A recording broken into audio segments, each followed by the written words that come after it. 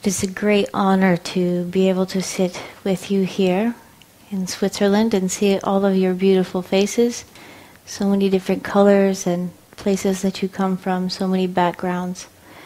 When I look out, I see my family, the tribe of many colors, and I'm really pleased to be here with you today. It was several months ago that I was at another workshop working in Arizona, in the United States. And I went outside to say my prayers, as I do every night. And I was shown something very particular. I was shown a very beautiful city. And the bells were ringing.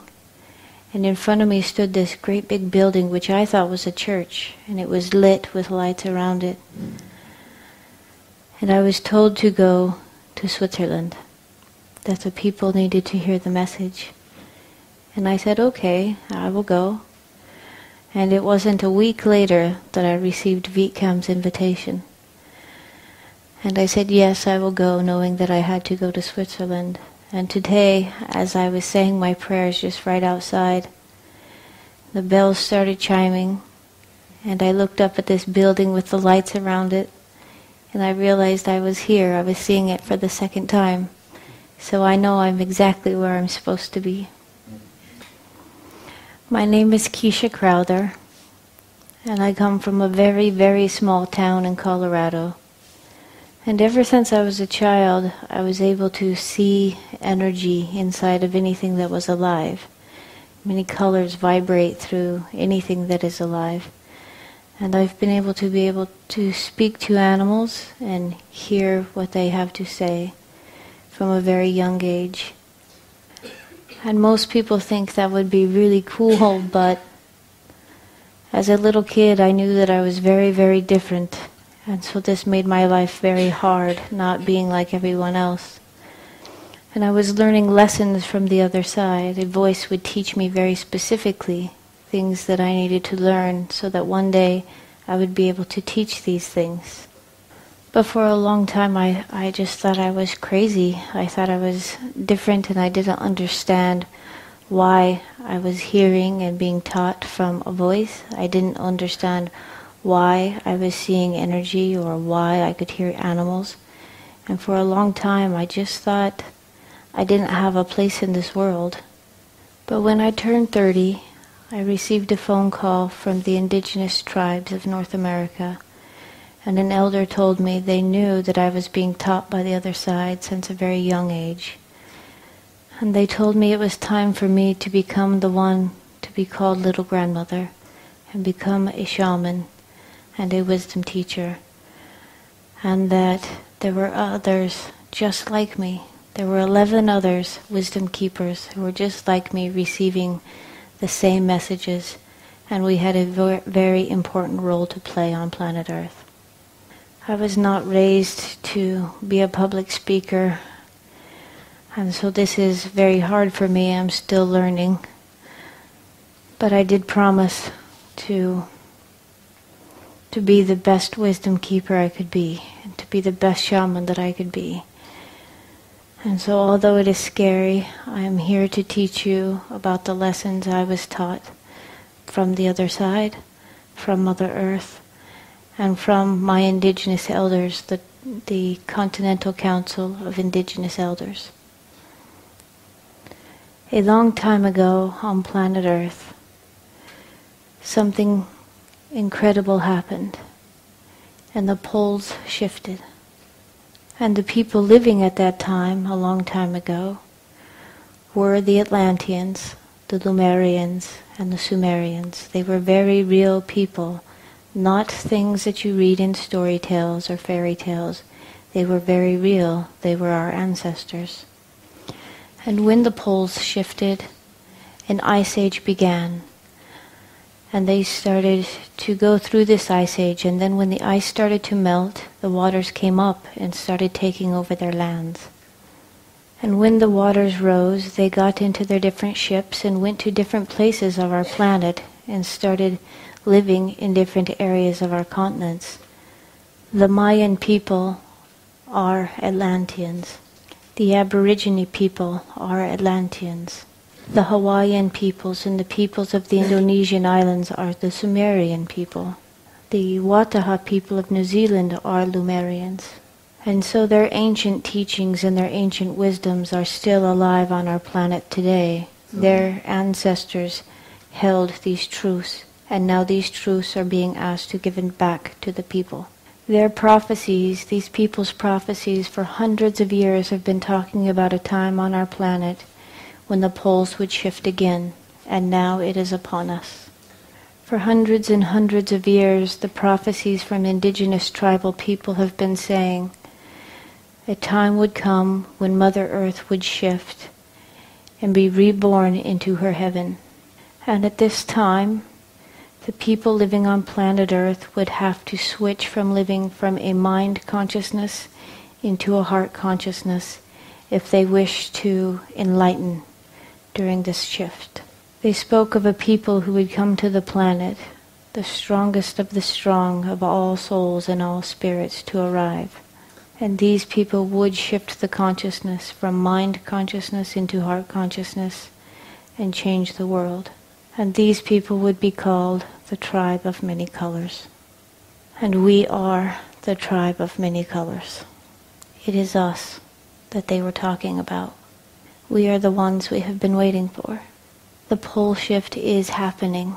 It is not going to happen. It has already begun. It is no longer a story that the elders are saying will happen. They are saying it is happening. Due north is no longer due north. It is changing all over the planet. And the poles will not stop shifting until it is completely shifted.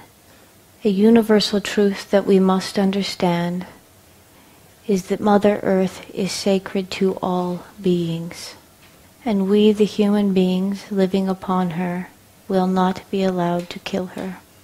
And yet we have come very, very close.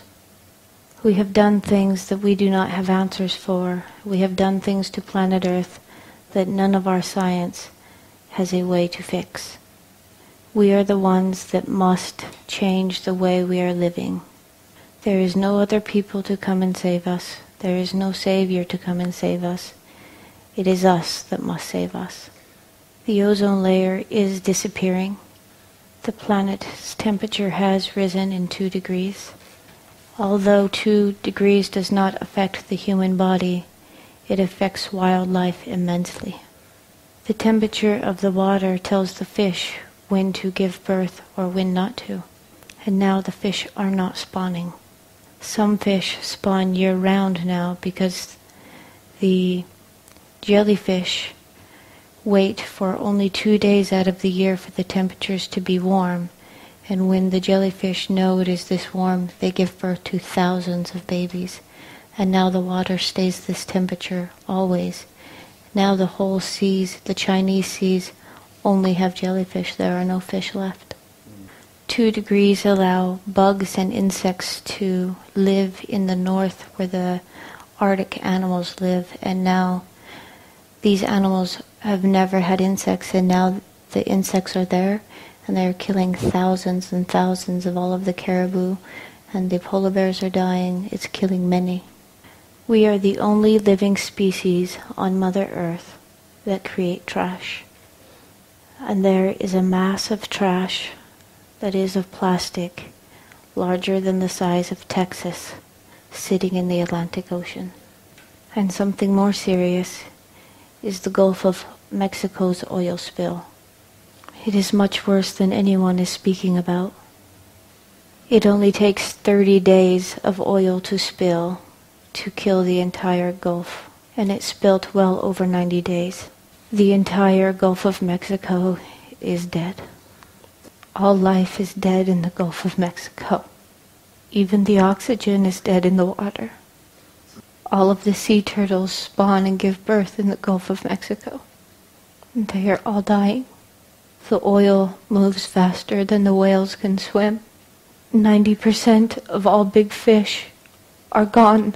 It is not just the Gulf of Mexico's problem, but the Gulf Stream flows through the Gulf and comes straight to Europe, and it is full of oil. Underneath where it spilled is a chamber larger than Mount Everest. full of oil and toxic gas that is large enough to split North America in two. Even if the smallest amount of gas leaks out, it will kill life in 20 miles inward of land automatically. And that's just if the smallest amount leaks out. We have done damage that we have no answers for. All of the science in the entire world does not have an answer to fix this. We have all but killed our Mother Earth, and yet she still keeps giving us our every breath, every drink of water we have ever swallowed, every meal we have ever eaten, because she loves us. We must have a relationship with our Mother Earth. She is your mother. It is a universal law that Mother Earth is sacred to all beings. And it is a universal law that Mother Earth will go on, but that humanity will be removed before we kill her. And so now we realize how important the next couple of years are. The poles are already shifting. She will be reborn. But if we wish to go with her, we must start living from the heart. The more loving you are, the more intelligent you become. It is our only chance. This is not a story. This is really happening. This is real. So many of us are going throughout our days not even being aware of what is happening. But this is happening.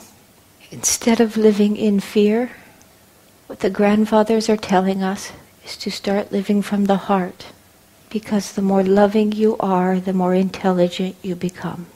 If we